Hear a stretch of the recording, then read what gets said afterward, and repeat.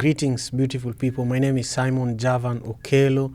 I am excited to be here with you for another episode of the Madaraka podcast. We are live at the Seattle Drum School of Music in Georgetown. This is a place that is beautiful. We are inside a room known as the Lab. This is where the One Vibe band rehearses, and a lot of other bands from across Seattle rehearse in this space. A lot of children learn how to play music here, and a lot of legends have been made out of the Seattle Drum School of Music. So if you're interested in taking music lessons or being a part of what's going on here, you can also produce your own podcast here. So you can go to Google and find out where the Seattle Drum School of Music is located. I just want to help promote it because it's an important partner to this production. But also I want to introduce my guest today, my brother Paul Hapler, who is behind Satori Sound System, but is also the owner of Holding Fire production company. And we are really privileged that he is also the drummer, the official drummer for Madaraka Festival and One Vibe Band. How are you, my brother? I'm doing very well, Simon. Thanks for having me out again. It's great to do this in person this time. Thank you, man. Thank you. Yeah, I remember me interviewing you for the Afia podcast, the original version of this podcast that we are recording today. As we begin our conversation, first I just wanted to say thank you for supporting me and Madaraka Festival. From when we connected, I look at a lot of videos lately because we are in the process of marketing Madaraka Festival now. And I saw you play for Comfort Food Band at Madaraka 2022. And one of the sets was me on the nyatiti, Yep. and you were on the drum. And I knew that now that we're working together, I knew that those are the times when you're like, I want to help this guy, I want to support what this guy is doing. And I really thank you for that. But I also thank you for taking me to NAMM, in California, the biggest music convention. I would have never discovered it if it wasn't for you, So really, it's an honor to host you for the show today. And congratulations on your new single with Satori Sound System. Before you talk about Satori Sound System or your new single, take us back, take us back to really where you grew up and how it was like to grow up in the Pacific Northwest. Those who are watching the Madaraka podcast, Seattle, Washington is located in a part of America known as Pacific Northwest. It's really near Canada, near Alaska. And this brother of mine grew up in this region. So speak to us, please. Yeah. Well, my name's Paul Hapler, and I know I've kind of gotten myself into some branding in the last several years. So I have a couple different names, a couple different titles, and I'm not a big fan of labels. It's just a lot of work that needs to get done to accomplish these dreams. And a lot of that is a teamwork effort, creating community, getting involved with community, finding out different, talents and skills that, every little piece of the puzzle matters. And so, I think something that's attracted me to where I am today is that I happen to be born in a commune called the Love Israel family. And I grew up seeing gatherings of people getting together out of love and music being huge. And sometimes, an interesting thing about music is that we all focus a lot on our instrument, and it is its own language. And then we go share that with somebody else who speaks a different language because it's a different instrument. And so the universal language of music is really what brings us all together because it's triggering emotions that make us feel a certain way. And I think the bottom line is that humanity wants to feel good. And so we get together and we share our stories and put them into songs, and there's a process to how to motivate people to do that. And it's by throwing music festivals and whatnot. And so I think just to, keep it short is that I was around something where I saw this at a young age, and I strive to kind of go at my own path to find myself valuing this understanding and this relationship to this unknown realm of music I just call it music psychology, getting to know people and humanity and the world and environment and all of that through the commitment to researching music. And so that's put me in a situation where I'm a multi-genre producer. I try to separate my ideas and put them into categories and then work on those things. They're all on like their own vibrations, and so I have multiple band names and I work with multiple groups, as you know, and stuff, but I like to compartmentalize certain things. And so one thing today to kind of bring it to a special moment is that I actually finally released my own music that I just made completely on my own, by synthesizers. I produced everything, and then I played my drums to it. And being a performer of 27 years, it was pretty awesome to recently start playing some shows by myself. And so I have a big passion for electronic music, really, really passionate about bass music. I love bass. Even though I'm a drummer, I hear bass and the relationship of bass and drums, and how it makes people want to dance and all of that. And so I may have gotten a little sidetracked there. But for the most part, I've always been around music and groups of people and getting people to be on a common page for a common purpose, whatever that is. And so it's just, I like where I'm at. I love that. I love that. I could listen to you speak for a long time. Of course, you're very well spoken. Thank you. But also our audio is so good. Like Jaycods, the producer of the Madaraka podcast, has done some magic here, and you sound so crisp. It does sound good, yeah. And that's it. Yeah. So thank you, Jaycods, by the way, for such an incredible work. Speaking about music and how you believe in bringing people together, and I wanted you to also, for just a second before we dive into, Satori Sound System, how you even picked that name. Think about that and your first track, under Satori Sound System. I want you to think about why you chose the name Aquamarine. I really love it.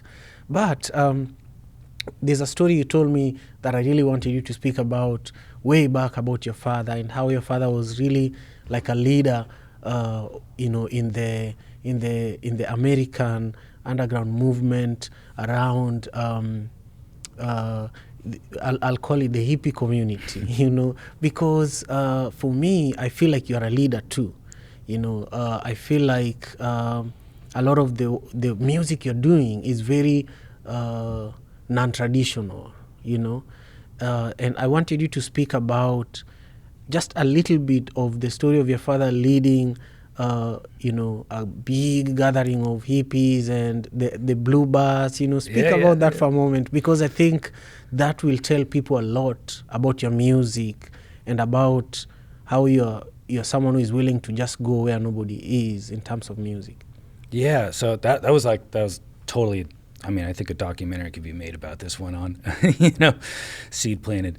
But my dad is Trust, Love Israel, and it was Trust and Love. So it's kind of more of maybe like just a special character on I'm not going to say bodyguard. I'm not going to say, with titles, I'm not really sure. But basically, if you trust in love, and Love was the guru of the Love Israel family. For people who don't know the Love Israel family, Love was a guy, right? And so if something needed to be done, he would have, trust. I trust that you can do this, And one mission was actually to come out and leave from the West Coast here and go pick me up in Minnesota, which I was in my mom's belly. So my mom was in Minnesota visiting her parents, and he drove the big famous Mack bus. And that bus was to go start probably the most prestigious, famous rainbow gathering in the world ever. And if this is like an 80, right? So if anybody knows this, not my generation, but before me, it was the one when everyone got sick, unfortunately. I'm not a doctor, so I won't say what it was, but basically some type of food poisoning. So it made it famous for multiple reasons, but he was on a mission to go find the spot for that in a famous bus, and he is that guy, and that is my dad. I love that. And so, yeah. I love that. And then one of the things you also shared with me musically, especially when it comes to your drumming, because I want you to talk about as a high school kid, you used to do steel drumming, and you toured parts of the world with a steel drum ensemble. And I want you to speak about that, because that really, for me, is fascinating. Especially with Satori Sound System, you are doing solo drumming. So speak to that, and then we go to Satori Sound System. Yeah, so I did get recruited to go play in Symphony de la Steel. They won Panorama from Antigua Carnival, biggest steel drum band competition in the world. And John Barnes, actually both the brothers moved here in Seattle, and they had a band called Symphony de la Steel. And when I was in high school, John Barnes, the leader of the band, his nephew was going to high school too. He was a grade older than me and playing bass pan. And their drummer passed away, unfortunately. But they recruited me, and it ended up being from one of the shows. I was like on tour with another band, and they just was like, "Hey, can you stay down here? We'll get you a hotel." And that was like the introduction into real deep-rooted soca music, calypso, and some reggae too.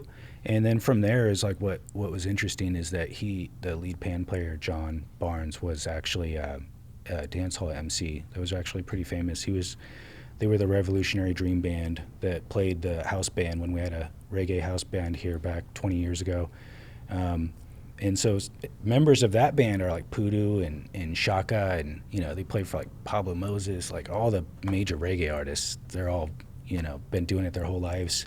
And so I kind of got recruited out of high school, and it got me into this really like, hey, here's some roots dancehall, here's some Caribbean vibes, like this is really how you play it. And I took it and ran with it. I love the culture, I love the music, love the rhythm, love the vibes. Been to Jamaica, been to Antigua, been to Jump Up, Carnival. I've experienced a lot of like real things that have definitely inspired the music that I make.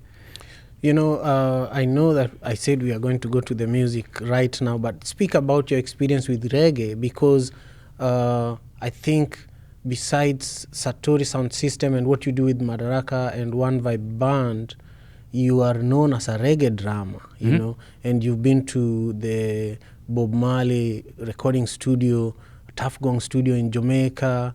Speak about, you as a reggae drummer just for a minute. Yeah, so I mean, I've been because of these experiences. It's all about who you know and knowing, certain people, like good people, good community members. You get referred to other things, and I ended up creating a name for myself as being a backing band where I can, learn somebody's set in one day. I played with like Michael Rose and Warrior King and Keith and Tex and Clinton Farron and Alex Marley, Squiddly Cole. I mean, just a lot of artists that are great names and hold a high ranking space, and to be able to honor their music in a short amount of time is something that has been somewhat easy for me, because I'm so focused on what the culture is and what it's supposed to be, and it's a great starting point to have had the upbringing that I had. To be kind of like prepared for that type of atmosphere. I mean, I think it's because I love it so much that it's kind of just easy for me, and I don't see it as work. I just see it as this is what I want to do. But with that being said, I've put 27 years into backing artists and playing reggae and world beat and jazz fusion and all this stuff. And back in 2000, maybe a little earlier, is when I've discovered drum and bass in jungle music, and this is like DJs making this, Amon Tobin's really famous for a certain sound of jungle, and I'm a drummer, so I heard these beats being made. I was like, this is amazing. And then just to be like, who does this? It's like, no one does this. They're just like, it's machine music. But as a drummer, I'm like, oh, no way, I gotta just try to play this, and it's like, put some time in, get these beats down. And so like back in 2000 is actually when Satori Sound System started, and it was me and my roommate, and he would play all the synths. He was a guitar player, but he would play all the synths, like Moogs and stuff like that, just to play bass lines. And it was like hard bass and drums with samples being played, and we would just probably play for like 8 hours a day. We were roommates, and then we started playing these raves, but raves were illegal back then, so you didn't hear about them, you couldn't promote them. So it was just like bootleg shows. But I did actually play in C89.5, the Vortex with Drew. That's our biggest EDM radio station here, and still is, 20 something years later. And I'm happy to say that was like the first night I played on that with Kevin Saka as well. He did it too, and if anyone knows who Kevin Saka is, he's got quite the career as Pendulum's drummer and Destroyed's drummer, and KJ Saka is his own brand, and he's helped me out with some consulting and whatnot. But we basically both, as drummers, because he's a live drummer that plays dubstep and drum and bass, we fell in love with it, and so we're both producing it these days. And it's after 20 years, I am now revisiting that, and I'm just doing it by myself, and I've just made all these tracks. I have my studio, and while I'm producing these reggae tracks, I was like, I'm gonna start making some bass lines and doing all this stuff on my own. And I realized that, hey, this is a really, really strong passion that I have. And when I sit down to play drum and bass and dubstep, I basically just, it energizes me. So I could play for 6 hours playing, 195 BPM, So I'm just like, any DJs out there, I definitely let's tour. Yeah, I love that. I know we are already talking about Satori Sound System, and I have a lot of questions about it, but I want to take you back to a few weeks ago when we did Mojam, where you are the headlining act, and you invited One Vibe Band to come and play so much. A song with you. Speak about that moment. That was a really big deal for me. Just like I said, this project actually started in around 2000, where I was just doing the drums, but it, took it upon myself to learn, a bit of theory, and get going on the pianos and whatnot. And so at this point, this is a feature where it was just going to be me doing me, and so I had to figure out how to get my whole set, ready to go to play it by myself. I mean, I did feature Akinu Musa. He played on one of my tracks that I'd played that night, but not the other one. So he was actually just improvising the performance. That was a really big deal to actually just be up there by myself and get featured as this, because everybody knows me as a reggae drummer and world beat drummer and stuff, but they don't know that I have this deep, passion for EDM and bass music.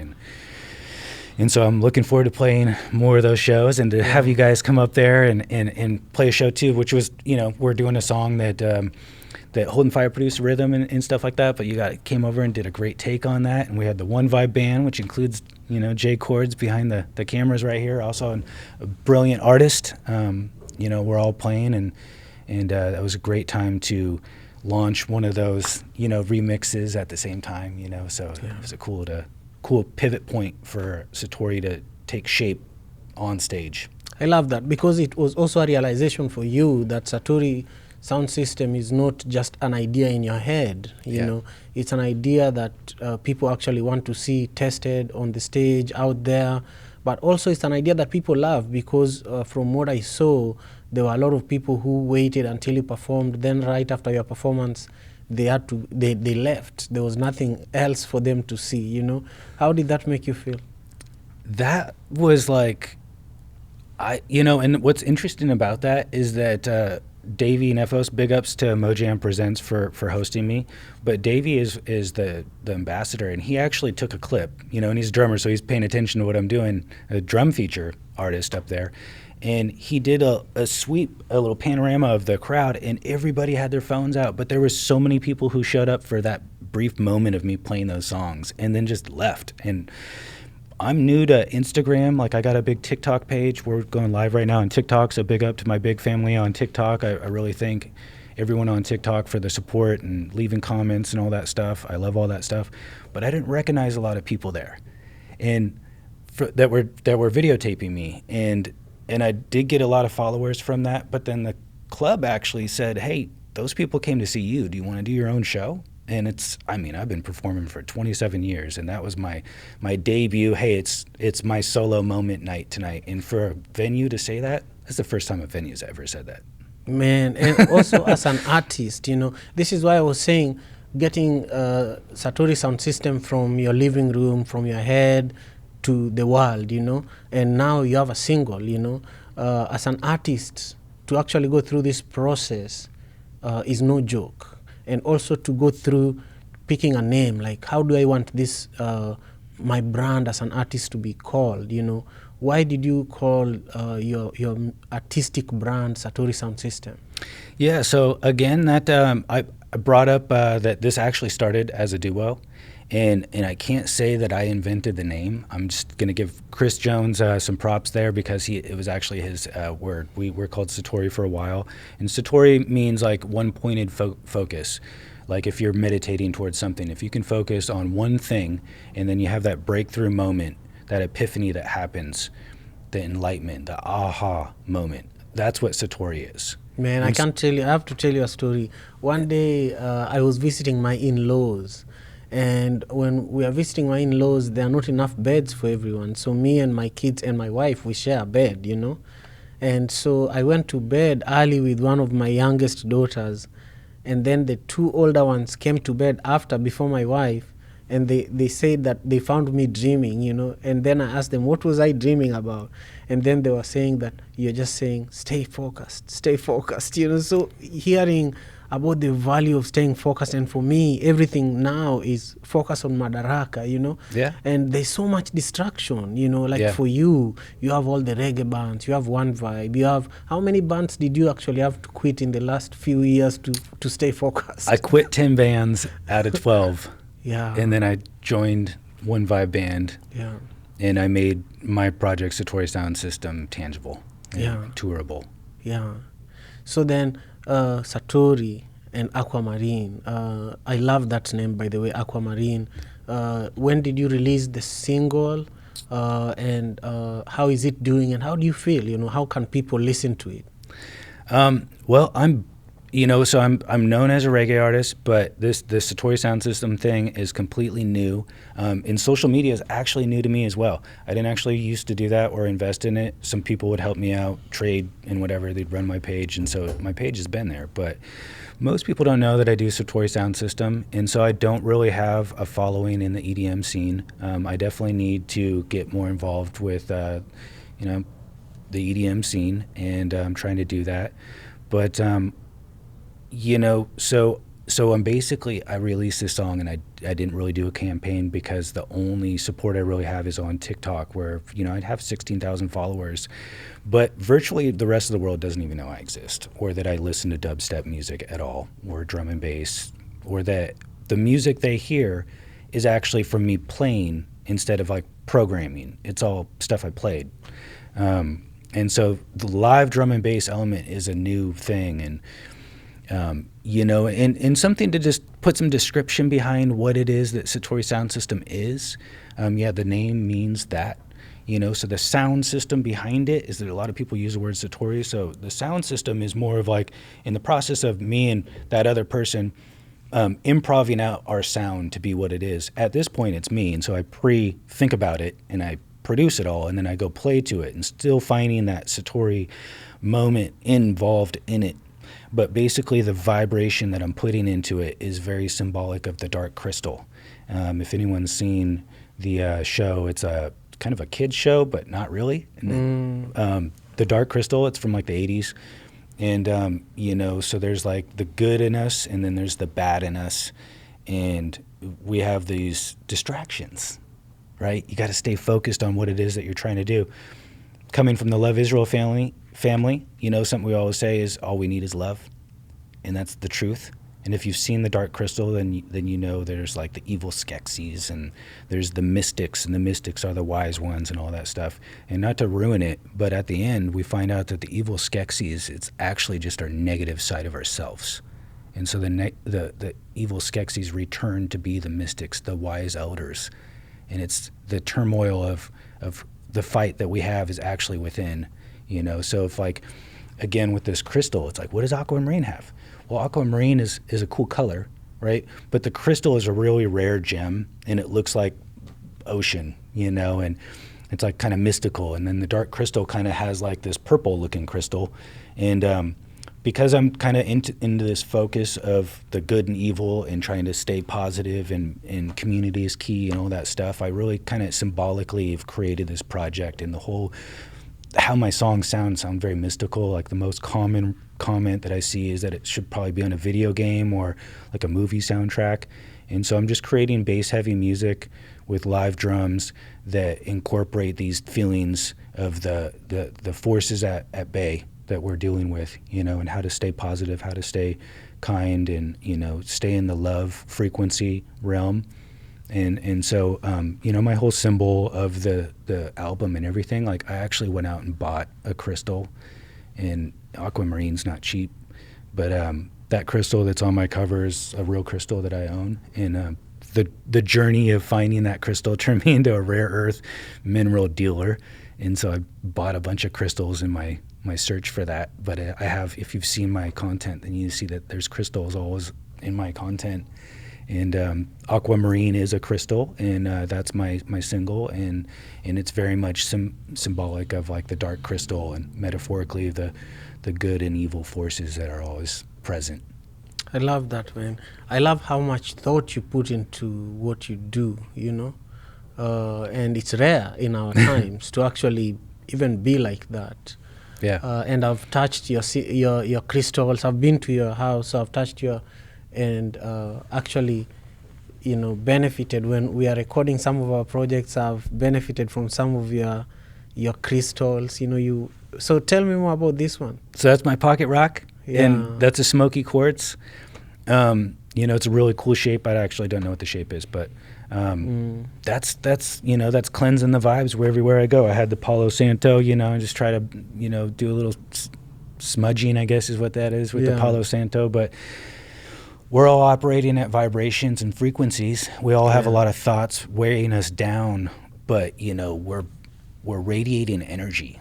And just so think along the lines of Tesla with on an energetic level. That's going to get us closer to our goals than our thoughts will. I love that, man. Wow. I just thank you for actually creating this project, and I've been a part of it behind the scene, and I'm excited for you. I'm excited to also continue being a part of it. I can't wait for the whole album. When you think about Satori Sound System, what's your dream? Where do you want to take it? Like, paint a picture for me. Where would you like to see this go? Yeah. So it's interesting that you say it, and you say that the words, I can't even restate what you just said about the way that I'm going about thinking these things. But to answer that question is like how I envisioned things from the beginning, which was my goal was to travel through music. And so for me, I'm attracted to culture and attracted to the harmony that I see in community under some cultures more than others. But tribe life is important to me. And so my goal has always been to travel the world through music. And so I just basically want to create the vibe, set the mood, and hit the stage, and then pack up and go to the next spot. That's always been my goal. And so I've been doing my due diligence, preparing this moment so that I'd be ready to go. And as you know, it's like a lot of alignments happening. And in fact, my latest track I'm working on is called a Universal Alignment. And I just made this banger in like 14 hours straight. It just got beamed to me. And it just, it might be 4 songs now, because I don't know, no one listens to 9-minute songs anymore. But, got this 9-minute song I have to break down that it just came to me in one piece. But it's because of the universal alignment, and I'm ready to share with the world. I'm ready to play everyone's music festival, and definitely get a hold of me. I love that. So as we are getting close to the end of our time together, I want you to first look at this camera and just say your name. My name is Paul Hapler. I am with Satori Sound System, and you're watching Madaraka Podcast on YouTube. Please subscribe. You can say that to that camera. My name is Paul Hupler. I'm Satori Sound System. I'm also Holden Fire Productions. And I'm very blessed to be here with Simon Okelo with Madaraka's podcast. Please subscribe. Please check out our tour. We'll be on tour in a city near you very soon. Much love. Excellent. Speak about the tour. How was the Madaraka USA Tour 2023? And how are you feeling about Madaraka Festival USA Tour 2024? I'm feeling good. That, hey, that was a really thank you so much for having me be a part of Madaraka 23. I'd never been to the East Coast before. Just to touch and go to Jamaica or something else doesn't really count. But to go there and perform in these other cities, play some House of Blues and in these different places was just an amazing experience, and I'll never forget that. And I'm still charged by it. I'm still looking at. I'm looking forward to doing it again and again and again. And, that was really my life goal there, was to travel through music. So you really helped that, fulfill that, and are continuing to help fulfill that. So I really, really appreciate that. Yeah. And it was a blast. As far as like how was it? It was like a red carpet experience. Basically amazing artists everywhere, left and right, amazing vibes, everyone's super respectful, amazing experience, like beautiful places like the Belasco in LA. I mean, that was my first time being inside of there. It. It was just amazing. I've never seen marbles inside a venue, and that venue was like full of marbles everywhere, just beautiful, Yeah, yeah, that was great. I mean, I got these videos walking around, I'm like, man, this is we're doing this. Yeah. So yeah, send me some of those videos. We need to use that kind of video for promoting this current tour. Man, I also just want to thank you for a few things. One is, you are one of the few people that actually fought to be in your position within the One Vibe band. I remember those moments where you're like, look, you have to pay attention to how you're going about this. And now I see, and I really appreciate that. Two is also how you value the spirit of collaboration. There's a lot of musical projects we're working on together, and I've collaborated with people enough that sometime I just want to do something on my own. Just like you're saying Satori Sound System is my thing, and people need to support that. People need to come besides you and say, okay, Paul, go, we will support you. And sometime, even though I want to do that, you remind me that if you added so-and-so here, it would be so valuable. And when we do, I see how it feels, Speak to that. Speak to the value of collaboration and why it's so important to you. Yeah, the value of collaboration is kind of the pieces of the puzzle kind of theory or concept. Again, is that people around you, even if they're not going to do what you do, sometimes their perspective is going to help you achieve your goal. So it's like you get that from collaborations. People didn't know that they had valuable insight until they were put in a situation where those results were required or needed or appreciated. And those things come with collaborations. Yeah. There's, becoming a TikTok, influencer and helping people with their accounts growing. A big myth that we have is that artists, don't support very well, but yet that's what they ask for all day long. So I created, artist support artist. If you got 20,000 followers and then you only follow 20 people back, but your content is constantly reaching out for support, I mean, where's the teamwork in that? It's like, to turn that around and get involved in your community is that the people who might not have your credibility might even be better than you, and if you were to collaborate with somebody and stop looking, and just for yourself and look at what you could do for the community, there's better things to be had in group, in alliances. It doesn't mean that things are forever changed. It just means that you guys just kind of rubbed shoulders and did a little thing there, and people appreciated it. And really, the results should be in like the fans, not so much in competing with other artists. And so if we all showed love a little bit more, with like, if we're in a band, if the band gets involved with the social media page, it will do really well. Not only because there's more engagements, but people like to see teamwork. They like to see community. They like to see things work together. It's like gears on a clock, we all got to do our part. It's not always what we think. Sometimes there's like a missing perspective that comes from, you would just never imagine that it came from where it came from, but it wasn't what you were thinking. So it's a group effort, again, coming from a commune. There's a lot of heads involved in making great decisions, and when it's just one person making a decision, it's just like, it's okay. Yeah. Some ideas are great, but there's, Yeah, I love that. Yeah, two heads are better than one. the energy that's there, Yeah. you know, the Yeah. drive that pushes things, Yeah. you know, it's like someone's talking about something else. Oh, I was just over working on this thing. And it's like, it was that conversation that the person was brought to their attention, you know, and it's like, Yeah. you know, yeah, it's just the way things expand. It creates exponential growth. Yeah, I love that. You know, now I just want you to, first of all, look at this camera and share with the viewers your social media handles and how they can stay connected with you. But also think about 3 tips that anybody who wants to organize an event or want to do their own Madaraka festival. One of the things I believe in is transparency and sharing the knowledge, you know. And people have asked me for years, how have you been doing Madaraka Festival for this long? What does it take? And so I'm asking my guests to share the tips in form of answers for everyone who needs to know, you know. So think about that. But for now, let everybody who is watching know how they can stay connected to you. Yeah, if you'd like to stay connected with me, I'm a big networker on TikTok, is really where I'm kind of doing a lot of my work. I have most of my content there. I am on Instagram now too, but let's just go through with TikTok. Satori Sound System. That's a project I just released, my single this last Friday.